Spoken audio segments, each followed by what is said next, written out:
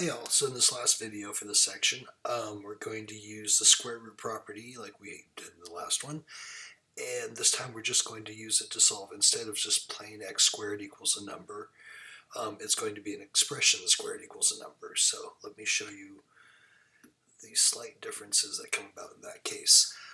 We still, since I have some chunk of stuff squared, I can still use a square root on both sides of this. And I do have to remember that plus or minus right there on the right hand side. So I can use the square root to undo the square. So those cancel and we're left with x plus 3 equals plus or minus square root of 49 would be plus or minus 7. So then I need to finish solving for x, so I'm going to subtract the 3 over to this side, and that will be x equals minus 3 on both sides, so minus 3 plus or minus 7.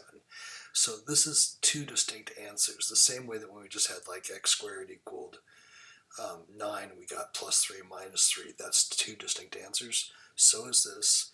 This is going to be x equals negative 3 plus 7, or x equals negative 3 minus 7. So negative 3 plus 7, that one gets us x equals 4, or minus 3 minus 7, x equals negative 10. So when the square root is easy, it's actually a little bit harder. You have to go a few more steps and finish solving out those two equations to get the final answers there.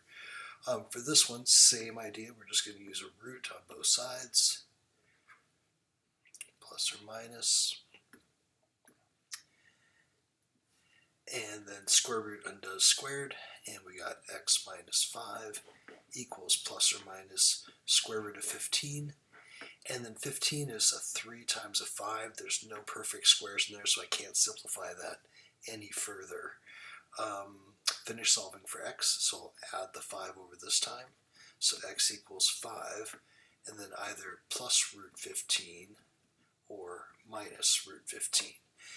And for these ones, I think the way the answer box works is it gives you an a plus square root b, and it has you enter the values for a and b so that you don't have to type all that. So yeah, that finishes up the section.